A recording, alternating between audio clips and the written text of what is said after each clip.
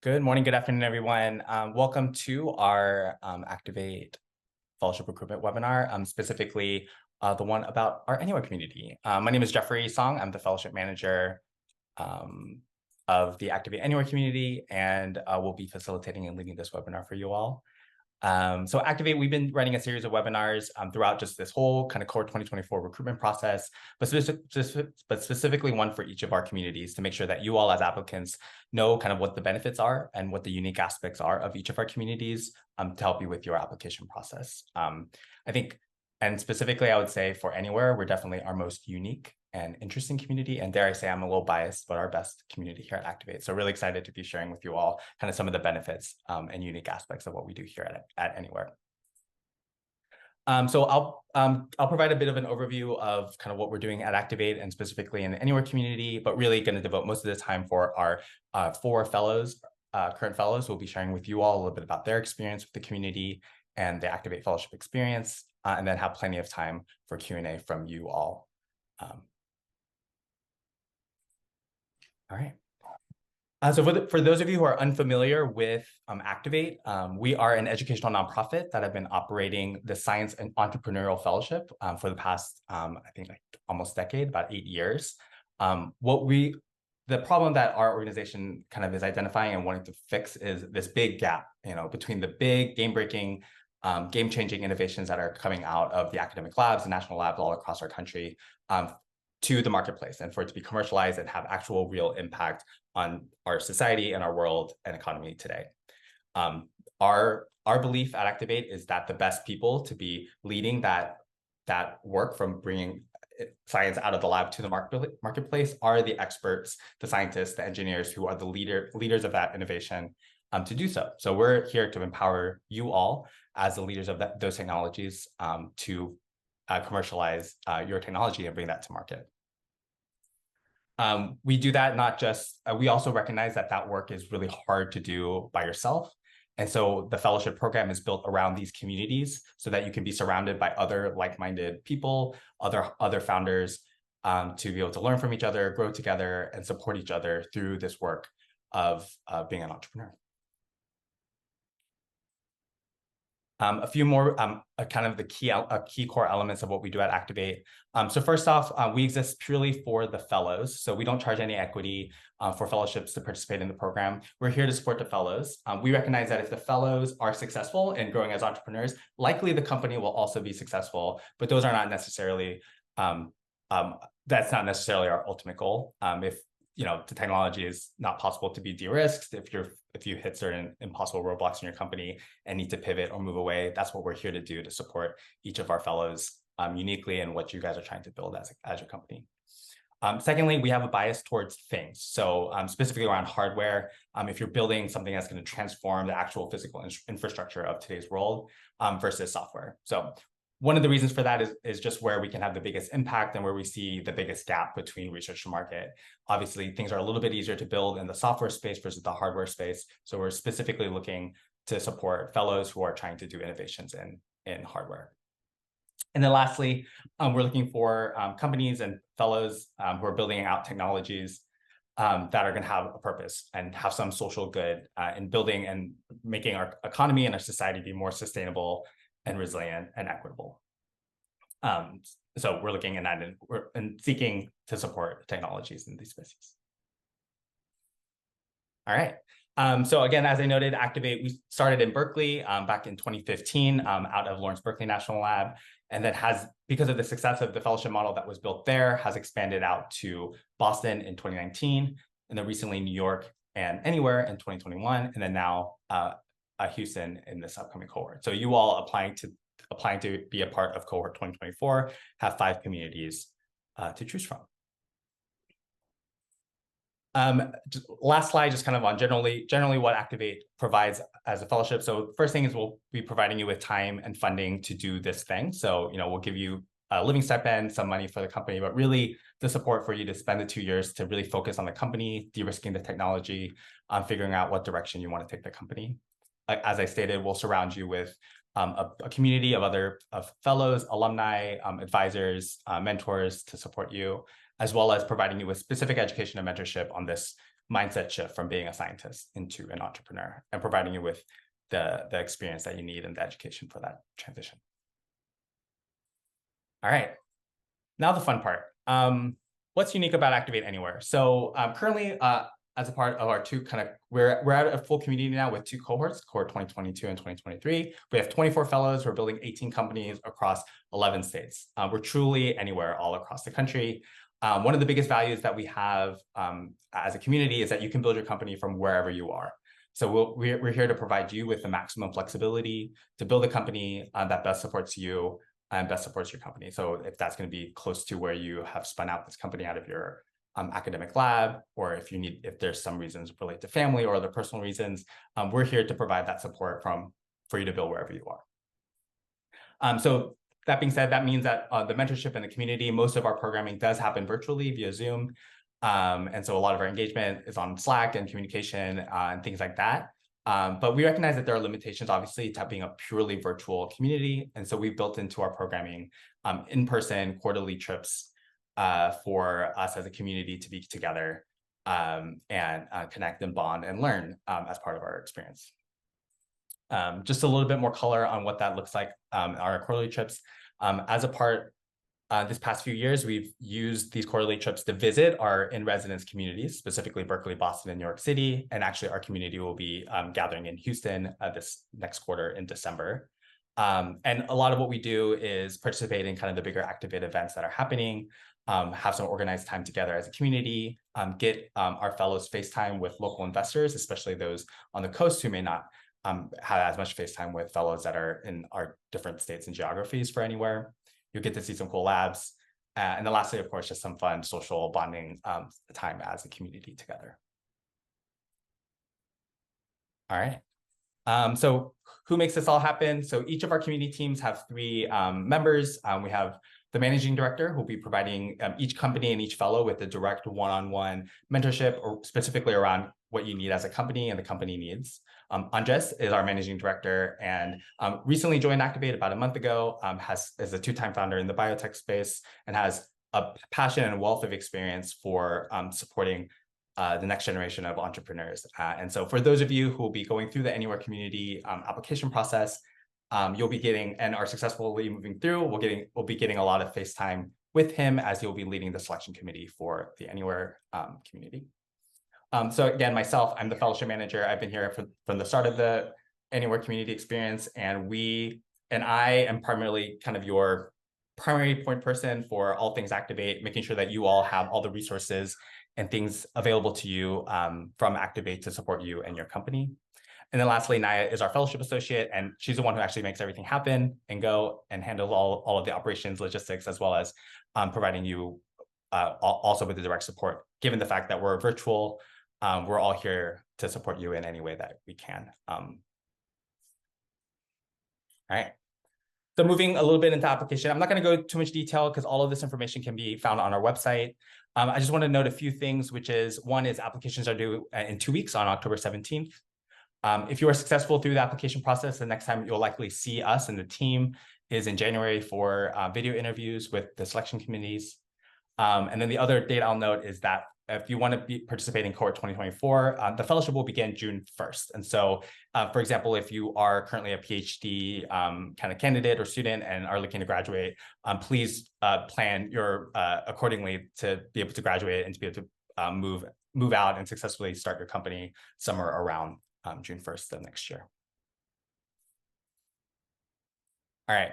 I just want to cover a few specific questions that I often get as part of leading the Anywhere community from our applicants. One is I often get a question of like, I live in San Jose. Can I apply to Activate Anywhere?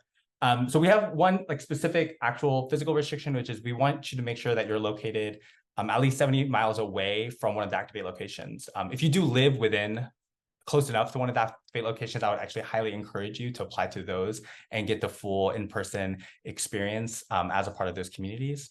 And really kind of the philosophical reason for that is the intention of the Anywhere community is to make sure that we're offering the benefits of our fellowship to those that are outside of these locations, these entrepreneurial hubs, and supporting fellows all across the country. One small caveat I would say is if you're currently in one of these locations but are planning to move out somewhere, make sure you note that in your application when you're deciding on which community to apply for, so we can better understand your needs and your story and where you're coming from.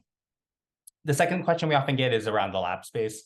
So Activate, obviously for the Anywhere community, we don't have identified lab space for you all across the country in all cities and states. But what we want to do is we will, as a part of the fellowship, we'll certainly support you and helping each of our fellows identify and secure and access the lab space that you need for your company. As for the application, we just want to encourage you to try to identify some spots where you would be or are currently accessing through the Activate Fellowship, and especially one that's outside of your academic lab where you're going to have control over your IP generation and your company will be established separately. All right, last thing for me. Again, just a reminder again, applications are closing in 2 weeks. Please visit the website to get more information about that. And there are going to be a lot of upcoming webinars from now till that application deadline to help support you all in the application process. So one thing I would encourage for this discussion specifically is that I'm about to turn it over to our wonderful fellows to share a bit about their experiences. So I would encourage you all to direct your questions more about the fellowship experience, more about the kind of how each of our fellows experience the application process, the mindset of that, the decision-making versus things about the logistics and specific aspects of the application, which can be answered separately. I'm happy to take any emails or answer any questions as well after the fact. All right. Enough from me, and let's turn it over to our fellows. So we have 4 of our current Anywhere fellows here with us today, Austin, Rock, Alexis, and Julie. I did not plan this, but they're actually all across the country. All 4 of the continental United States time zones are represented, which is really exciting, and really showing the breadth and depth of diversity in terms of industries, company stages, and backgrounds. And so I'm really excited to have them all here today to share with you all a little bit about their story and their experience. So let me stop sharing. All right. So let's start with Austin. And so I'll ask you all to just share, a little bit of who you are, your background, your role, what your company does, a little bit about why you decided to apply to Activate, and kind of what that experience was like, and then specifically what is the Anywhere community? What's been great about it? Like, what's been your experience? Yeah, absolutely. All right. Thanks, Jeffrey. Excited to be here and to chat a little bit about why Activate Anywhere is so great. So my name is Austin Hickman. I'm the CEO and co-founder of Socterra. I am in cohort 2022, so the first Activate Anywhere cohort.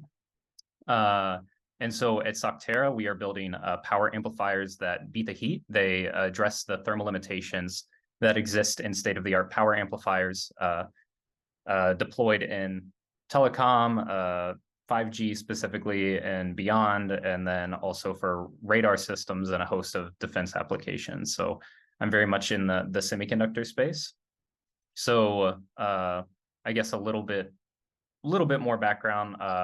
I did my PhD at Cornell and spun the company out, still located in Ithaca. So using a lot of the lab space that is available here to me. And so, it's been from the get-go, I had access to good lab resources and, opportunities, but what I was really lacking, I think, was a community. So I am effectively a solo founder. So was doing it all myself for a long time. Well, not a long time, I guess about a year and a half before joining Activate. And so what I really wanted when I joined Activate was to get to know a lot of other people who are doing this type of thing, because I think every founder can relate to the isolation and loneliness that can come with starting a company. Regardless of whether you have co-founders or where you are, there's always some feeling of isolation. And, I'm in the thick of this myself at some point, right? And so I at least I definitely felt that. And so, when I saw Activate and what this community offered for, people who aren't in a place where there's a ton of entrepreneurs around doing things similar to what you're doing at similar stages, it just immediately felt like the right fit for me. And so obviously applied to Activate Anywhere, got in, and the 2022 cohort was the first. So it was definitely, like, from the beginning, it was described as an experiment to see, could we make a permanent virtual or non-co-located community work. And I'm a huge supporter of Activate in the whole community, so I will say that it has definitely worked, and we're firing on all cylinders. It's been really fun to get to know all of the other people in Activate, and like I said, that's why I joined, was for the community. And I feel like there's just been so many instances in the past year, a little over actually about a year and a half now, that I've been able to learn from all the different fellows. So I'm one of 11 fellows in our cohort, ranging from one of the other Activate Anywhere fellows is basically an expert in the semiconductor industry, former DARPA program manager. So, I mean, that's just been an amazing resource for me. And then also from the more personal side of it, like other founders who are in it, like at the same stage as me, it just gave me that community that I was always seeking. So I've had a really like amazing time with a lot of great experiences. And it's also been great getting to know the 2023 cohort now that we've been met up a couple times. And we all help each other out in different ways. So I'll stop there. Thanks, Austin, and thank you for being a part of the founding of the community. Really, the 2022s, you all really set the tone and established a lot of what we do as we were figuring it out all together. I'm going to now turn it over to Rock. Thank you. Thanks, Jeffrey. Hi, everyone. My name is Rock. I'm a co-founder and CEO of Blaze Energy Technologies. We're located in Boulder, in Boulder, Colorado. We work with promoting ammonia to be a zero carbon fuel for the future, and enabling it to be used as a drop-in fuel for any hydrocarbon, such as gasoline, diesel, or natural gas in any combustion application. I applied for Activate in my last year of my PhD. I just graduated a couple months ago from the Colorado School of Mines. And it was at that time the best opportunity, because I really figured out in the last 2 years of my PhD that our technology has a lot of potential, but there's not a big entrepreneurial community in Colorado, especially on the at the Colorado School of Mines, which is the engineering only school. We basically had no business department until 2 years ago. And this was the best way how I could take this to how I could realize my transition from being a scientist to an entrepreneur. And this community really kind of like gave me a way that I found my place. Kind of like what Austin said previously, is that it's a very lonesome journey, especially if you're not located in one of the big hubs. And this Anywhere community really gave me like feeling that that is where we can realize the things that we want to achieve. Yeah, that's basically all I have for now. Thank you, Rock. The next, I'll turn it over to Alexis. Hi, everyone. I'm Alexis Haroon. I am the CEO of Juno Propulsion, and we are working on new, more fuel-efficient rocket engines to double the cargo capacity of launch vehicles, extend the lifespan of satellites in orbit, and generally just enable space missions that haven't been able to be done before. So a little bit of my background. I finished my PhD in aerospace engineering at Purdue this year, And basically, as I was finishing my last year, I just really had this itch that I was working on a technology that I believed a lot in, but I wasn't sure, I wanted to start a company, but I wasn't sure how I was going to do that. And I'll be honest, I got an email drop from Activate saying, you should apply to this. So that's what started this whole process. But the thing that really drew me to it was I liked that Activate supported founders that are working on difficult problems, deep tech problems. If you're working, on a rocket engine, that's not necessarily the what a lot of people are working on. And so it's nice to work with people who are also working on really difficult problems in adjacent spaces. And I've liked that the community really supports the founder first. So a lot of the work that we do is both, training you as an entrepreneur, but also taking into account who you are as a person, which I've really appreciated. And I think a lot of that also comes back to, as Rock and Austin have talked about, the community. I've had conversations with all three of the other fellows on the call, just asking for advice, commiserating, that sort of thing. And I guess a little bit about me, I'm in Seattle, Washington. So I moved from Purdue in Indiana this year. And so being in the Anywhere community has really helped me be able to establish here in a location that's a little friendlier in terms of the aerospace community, which has really helped me be able to grow a company that wants to capitalize on that talent that's here, but also still have this support of the fellowship. Yeah, nice to meet you all. Thank you, Alexis. And then last but certainly not least, we'll go to Julie. Thanks, Jeffrey. Hi, everyone. My name is Julie. I'm the Chief Scientific Officer and co-founder of Opera Bioscience. At Opera, we have a technology to make proteins more sustainably, cleaner, and more efficiently. And this is technology that I developed during my PhD at Northwestern. Before I go and talk about the company, let me tell you a little bit about myself. I grew up in California in the Bay Area. I graduated from UC Berkeley with a degree in chemistry, and then I worked for a couple years in industry before starting my PhD at Amyris Biotech. At Amyris, I also developed sustainable technology to make fuel and medicine out of sugar using yeast, by engineering yeast. So I have a lot of strain engineering background. Outside of that, I'm just going to do a quick union plug. So this is NUGW, Northwestern University graduate workers. In addition to my previous professional experience, I also ran our graduate unionization campaign at Northwestern, and we now have a formally recognized union.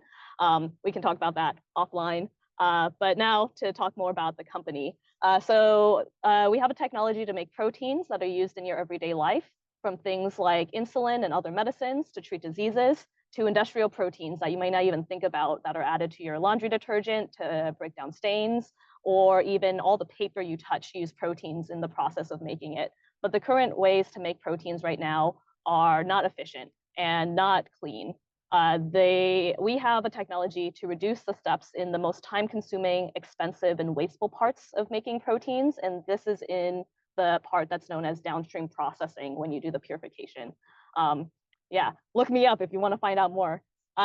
So when I started this process, I was still in my PhD at Northwestern.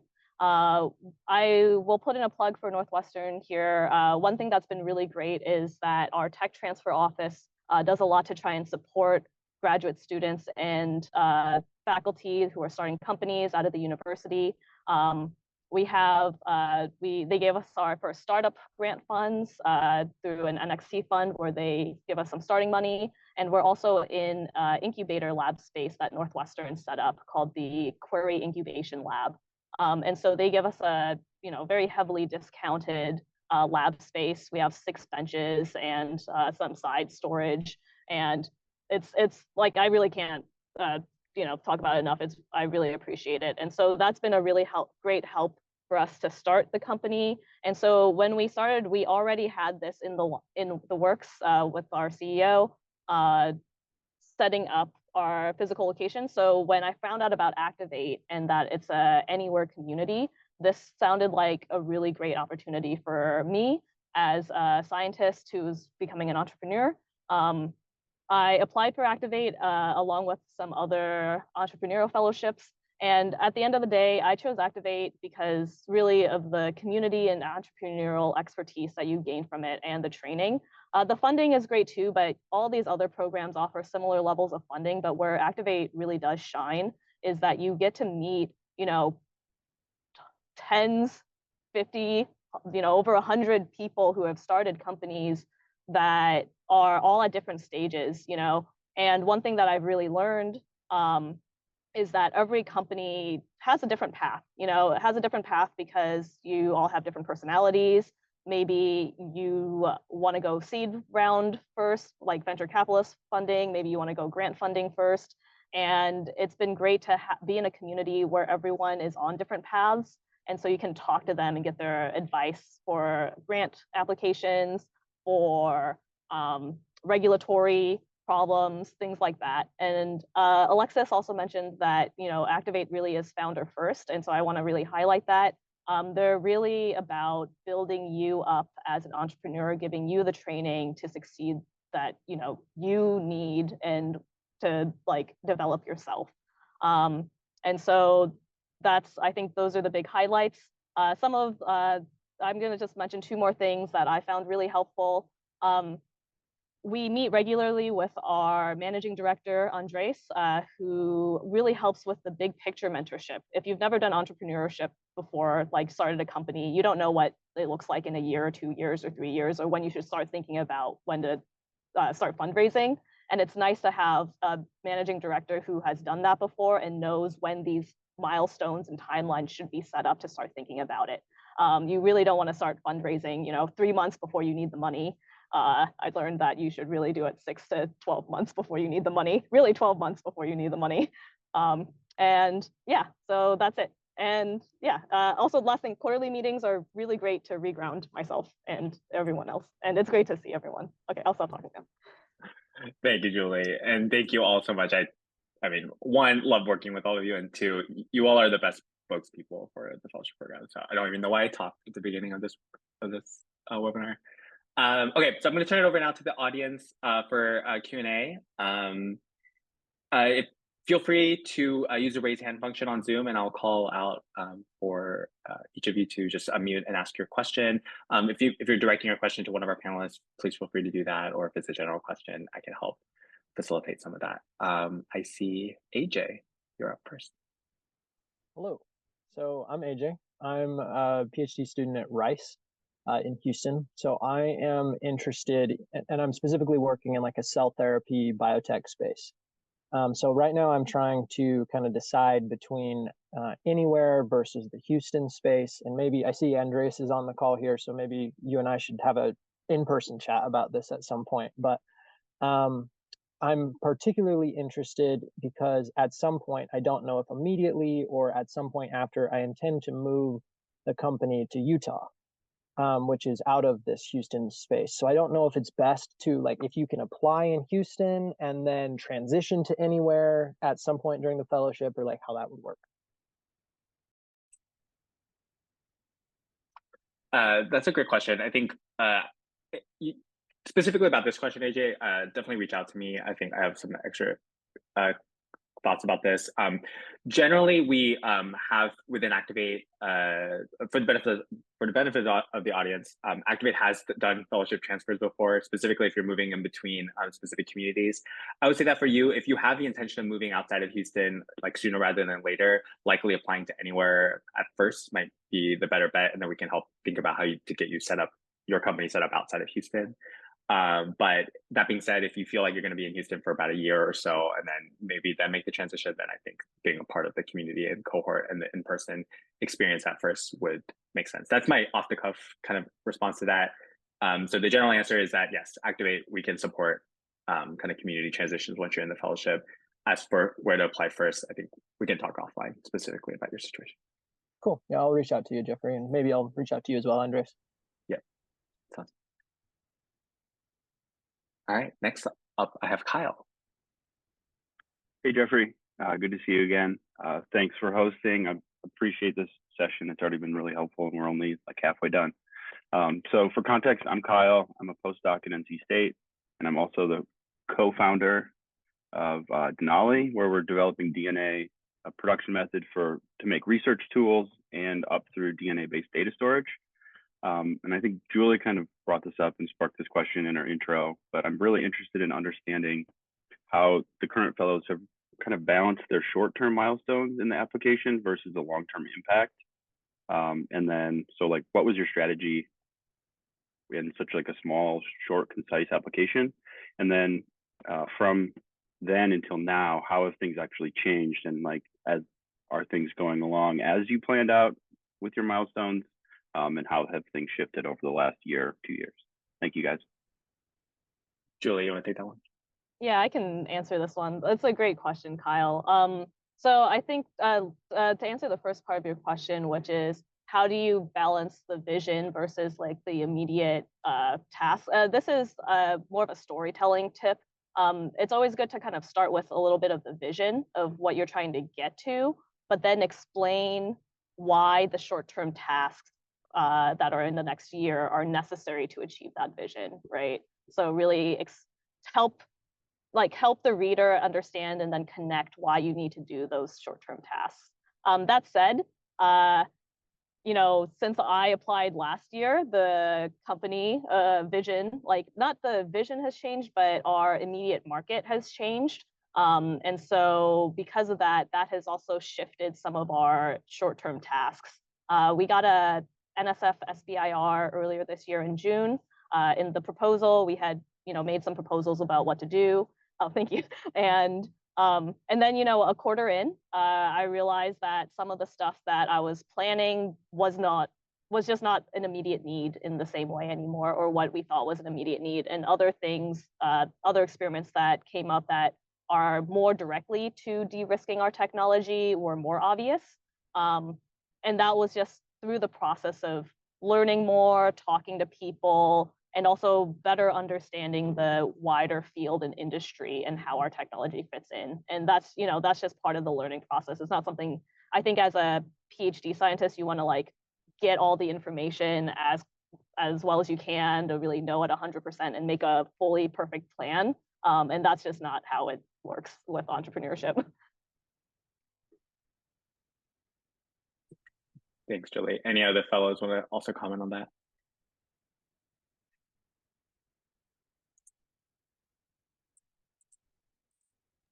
I might just comment in terms of like, we expect things to change. We know we're taking companies at very early stage, and that's what we want to do very consciously. We want to give the opportunity to really grow, and that means changes a lot of times. So we are very comfortable with that. I think Julie was very on point in terms like, tell us what is the aiming of where you want to go, but then we're gonna figure out that step by step. And right now you tell us what you have right now in mind, but with that probably will change. So that's okay. I had one last thing I forgot to say. Also, when you do need to make a pivot, you should talk to your program manager. And I've been talking to our program manager. And at least for the NSF SBIR, they expect pivots. And so they are excited when it happens and want you to do it and talk about it. Thanks, Julie. Thank you. All right, next I have Erin. Hi, I'm Erin Efke. I have a question for all the fellows. How big was your team when you applied, and how big is it now? I can go first. So I was 1 when I applied, and we're now 2. So small. You can just tell the investors that you've doubled in size this year, but yeah, we went from 1 to 2.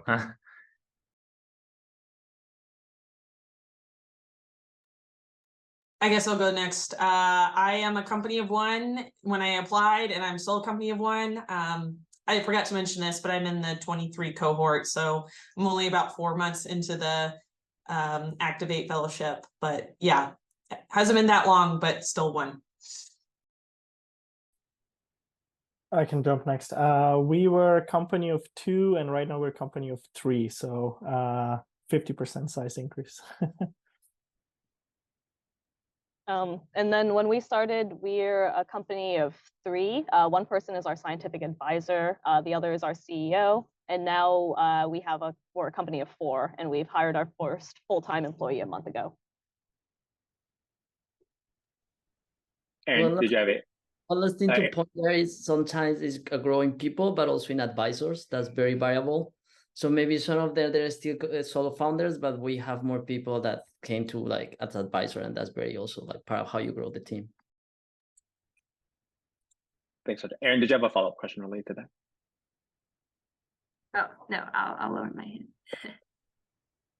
No, and I think generally we have quite a diversity of different size teams that applied to Activate and ended up in the program. I think that's helpful, especially for fellows, again, within the community and learning. We think about that too in the selection process is, it's helpful for fellows who are doing their first hire. So we have to talk to other fellows who've already built out some onboarding, built out some hiring tools to be able to learn from each other. But that being said, the vast majority of our fellows are often solo founders who are coming into the space first. All right, next on my Zoom, I see Charles. Hey everyone, apologies in advance for not showing my face. My camera is not quite caught up with the GPU technology on my laptop. But anyway, I'm a little concerned about my project in particular in applying for Activate, because what we're working on is what we would classify as a system of systems. And within that, there's a bunch of disparate little technology elements that we'll have to develop. The individual elements are rather high in technological maturity, but they've never been put together in this unique way before. So I'm wondering if you could speak about if there have been any other Activate fellows who've been working on a system of systems type technology before, and how they approached the application in general. And I'll elaborate a little more. I can start with the vision, and I can break that down into short-term tasks. But should I focus on the system at large that we're working on, or should I focus on the individual technology elements that we're putting together to make it work?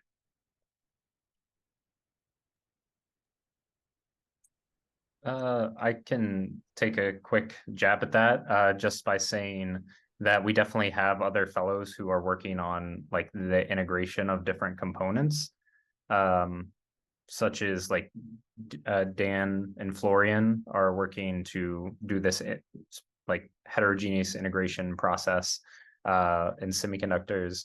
And so basically, whatever it is you're working on, there are fellows within the Activate community that have done something, of course, not the exact same thing, but something that has a similar path or parallel that they can advise you on and be useful. Yeah, and then as far as like, I guess you were talking about how to kind of argue or articulate the path. I think as long as you kind of are able to tell a story with it, of where this is going, what you want to get out of it, what's the ultimate impact. I think others mentioned it earlier. You don't have to know exactly how this is going to play out right now, but that's what Activate is there to help you do, is redirect if necessary or fine tune as needed. Yeah, as long as you can kind of articulate what's the impact going to be. Thanks for your advice, Austin.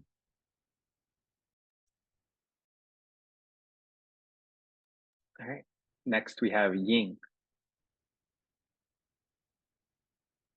Hi, thanks so much for organizing it. Super cool.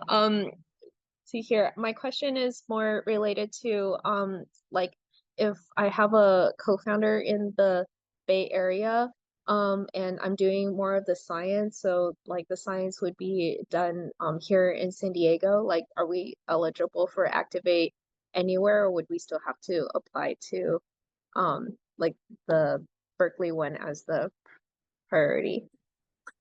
Yeah, that's a great question. We have a few of our fellows are in that situation, and I would say most of them have have applied to the Berkeley community, mainly because of just the access. If some part of the company is there, like the access and proximity to things that are happening in that community are helpful, and the person that's away can participate typically.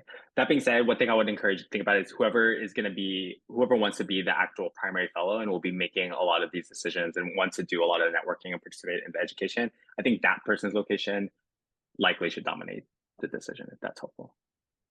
Okay, so Yeah. who determines like the eligibility? Like if we justify it, is that enough, or are there some considerations? This might be an offline discussion. Yeah, just let me know about what your specific situations and we can talk. Any of the fellows want to comment a little bit on like location or hearing from other fellows' experience? Great, thanks so much. Just one thing I could say about that. It's you have two people in your company, so you might the two of you apply or just one of you. So it depends who is the one that we see impact. You know, let's say I'm a scientist, an engineer, and I really want to grow as entrepreneur. So we see a lot of impact in that kind of scenarios. So if you say, you know, I'm that person, but I happen not to be the one in Berkeley, then from my point of view, anywhere will make sense to you, you know. So that's also like not only the impact to your company, but the impact to the person that is applying, because as we were saying, for us, that's the first. All right, thank you. Thanks, Andres. All right, next I have Tara. Hi. My question's for any of the fellows who want to answer. So there's been a lot of talk about pivoting your company. And so I'm wondering if that affected the lab space that you'd identified in your application, and if you had to change lab spaces at any time and how that process worked. I can answer for us since we're in the middle of a pivot. We don't have to change our lab space at all, luckily, because it's still biology-based research. So our lab space still works. I don't know if I've heard of anyone, but yeah, maybe someone else can talk about it or answer about it. Alexis, maybe you can speak a little bit to how your move decision and the interaction of that with your application. Yeah, so when I applied for Activate Anywhere, I identified Purdue in Indiana as my lab space. And then I moved to Seattle, and not that I wouldn't perhaps use that lab space. It's pretty common in that lab to have people come from out of state and do testing. But now I am trying to look at alternative lab spaces here in the area. I guess for my technology, I don't necessarily need like an advanced lab space. You know, I'm just doing it for not for everything, I guess. So yeah, I've had a little bit of flexibility. I've also considered like working at government labs. You know, NASA has certain test facilities that I could use. So I haven't pinned down my lab space specifically, but I'm definitely like very open to, you know, things that are here or things that are maybe out of state that I can travel to and use. Thanks, Alexis. Austin or Rock, has this been a part of your situation? Not for me. Yeah. Yeah, same, pretty much same here. We're still located in Golden, and we're planning to use our lab at the School of Mines. So thank you. All right, let's go to Katie Bradford. Hey everybody, I'm Katie. My question's about how you guys are able to work in the labs at your universities. So I'm currently a PhD student, and there's a lab I have identified at Georgia Tech that I could use, but it seems like I'll have to be either faculty or staff or employed in one way or another at the university in order to work there. So I was just curious specifically for you guys how that's worked out. maybe I can go with that one since we're based at the university still. So so there are two main options that we're thinking of right now. So the main thing that Activate really wants it and like really wants for you, that's not just as a requirement, that any work you do, if you invent something in a lab, goes straight to you as a company. And that's why it's important to do that any IP developed in a research lab will go to the company. So the primary way to do that is called facility use facilities use agreement where you pay a certain fee to the university to use the lab, and that's usually kind of 2-year maximum. Other way, if you're just planning to continue with technology development, but you know that you won't develop any IIP, it's called non-remuneration agreement, where you have to know professor really well and you just pay them a fee to kind of help in the lab. So you can still work on the technology development, but that's mostly useful if you're just continuing in the same lab that you were doing your PhD from. Hope that answers your questions. Yes, that's helpful. Thank you. I guess as a follow-up, not to interrupt anyone, but do you have a facility use agreement or the other agreement you were speaking about, and was that within your budget through the Activate program? Yes, so you can use the kind of the license fee you pay to university for your 100K of R&D expenses that's meant for that. And it's definitely in a budget. It's just how well you negotiate and how strict your business department is at school, because they want to make money off for you. So it's kind of negotiation. It takes some time to do it. So we are still currently deciding how much it's going to cost. Okay, thank you. Yeah. And I can answer it for my situation, and I think Austin also probably has a good answer too. So for us, since we're the technology that's for the company was developed in my PI's lab for the last 15 years. So our situation is a little different in that Northwestern already holds a patent to the IP. So that, I think, influenced our decision, as in we didn't really have a choice. I think if we had to develop the IP ourselves and apply for a patent ourselves, we might not necessarily be in the same situation. But for us, because we are a Northwestern lab, we do get more benefits in that we get access to this discounted lab space. And with the startups, they don't take a portion of your company in the lab space, but you do have to be a Northwestern affiliated person in some way. But I will say that Northwestern then gets it in other ways, as in our convertible note, they get a portion of the company from that, our starting funds, and then also they do hold the patent, and we're in the process of negotiating a license with them right now. And I'll also name kind of a separate situation for another startup here, where this person started as a postdoc at a lab in Northwestern, and he knew he wanted to start a company. I think in that way, the IP does actually still get held by Northwestern, and that's a consideration you have to make. But then as a postdoc, he had access to all the equipment he needed, and he didn't have to pay the initial cost of developing and starting the technology. Anyway, yeah. And I'll pass it over to Austin. Really quick, what is your title at Northwestern then? Are you a postdoc? Some are consultants or like contractors. I'm actually a visiting scholar through my PI's, through my old PI, and that gives me different access to certain things that Northwestern has. Cool, thanks. And I'll try to be quick. Where did you say you're located again? I'm in Atlanta at Georgia Tech. Okay, so yeah, we have a fellow there who probably would know a lot about Georgia Tech, who, I'm sure we can put you in touch with, who knows a lot about. Yeah. So yeah, Allison, yeah, she probably knows a lot more about that specific situation. For me, I had to license something from the university, which gave me access. That's kind of the way it works here. And I'm sure every university is different, right? So my one advice would be, don't sign any licensing agreement until you've talked to other people about it, because universities do all sorts of different things. And, when I signed mine, I really got lucky, because I think at the end of the day, it's reasonable, but I signed it without knowing, is this standard for other universities? Is this a good deal? Is this a bad deal? So I think that's just one thing to be aware of.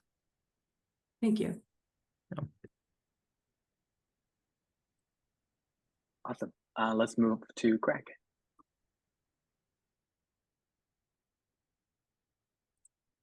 There we go. All right.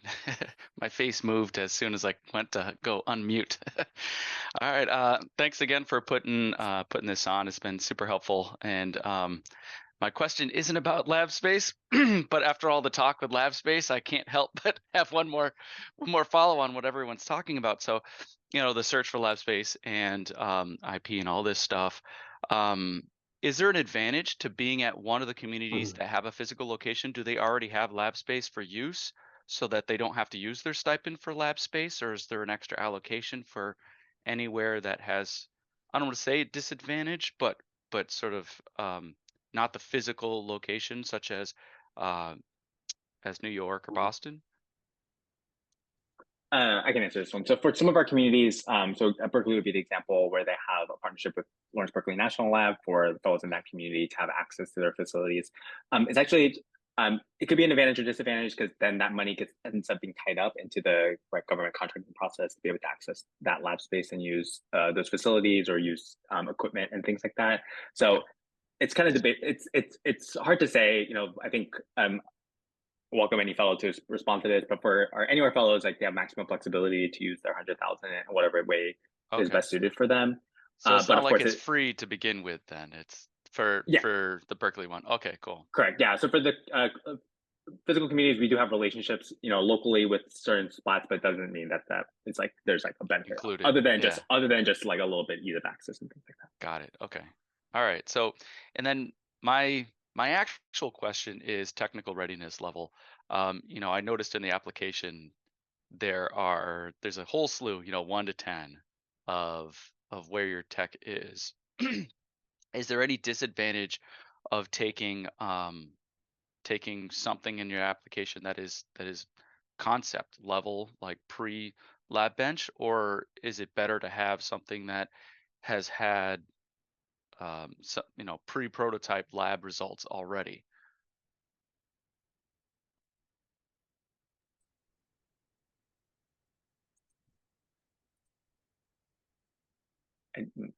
Yeah, Austin, do you want to say from your perspective? Well, yeah, I mean, this is just coming from, of course, my perspective of applying, and then last year I sat on some finalist discussions, and I mean, it seems like we get a lot of variation. So I don't think there's any one right answer of like, oh, this, you have to be a TRL 3 or something like that, right? I think the only thing that may not be a right fit is if it's too far along, right? Because the objective is to develop and like grow you. Even then, I don't know, but yeah, I would say as long as you can articulate, why you believe that this technology, although it has its risks, right, that's supposed to have risk, is, there's this advantage here, why, you're the right person to develop this technology that's still early and take it to market. If you can show that demonstratable path, albeit with risk, then I don't think there's any one right answer. Okay. Yeah, just for, so for context, I'm working on advanced material that is polymeric synthetic muscle. And there's some components that have been proven out and some that are a little bit sort of moonshot. I've helped develop processes but never applied them to this system. So it's sort of like the systems of systems question early on, where the actual project is this could be revolutionary, but we know all 8 of the 9 parts will work. It's the 9th part that may be purely concept and need some pivoting once we start. So and then sort of on that, some of the things related to my project would be controls based, which as a company of one, I'd be hiring someone or outsourcing some of the controls and communications work. How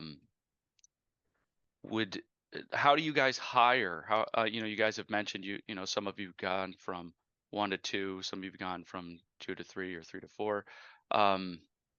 Is there a way to, do you essentially have to hire through other funds?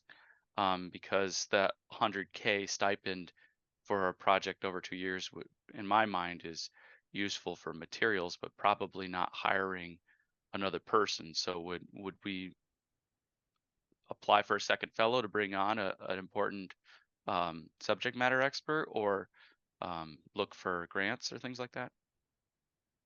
Yeah, so I've had both Alexis and Julie can probably attest to this as well, because we've all three talked about the hiring process at some point with each other.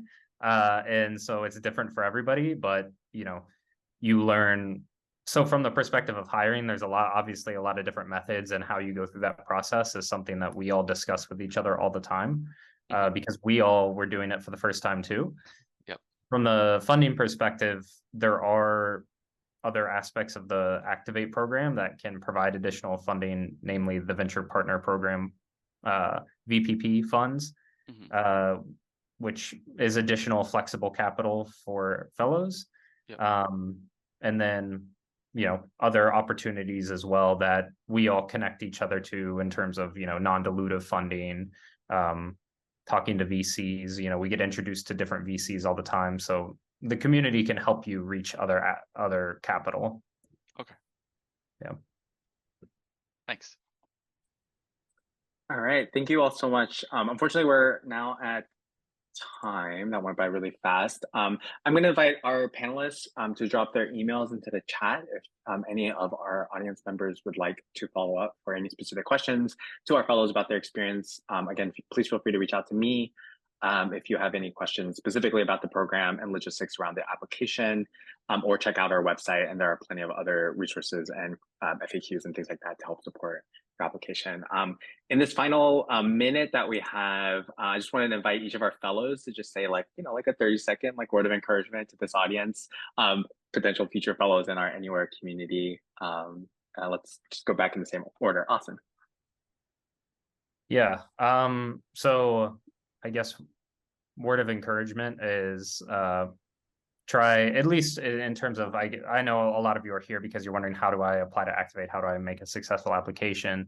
And I think remembering that what other people have discussed earlier, that Activate funds the fellow, not the company, when you're in your application process, right? Like if they come out believing that you're the right person to do this, maybe your business plan isn't exactly right. Maybe you haven't articulated it the best way, but if you come out of the interview process like, we believe in this guy, this girl, then that is going to set you up well. So try to lead with the idea that it's fellow first.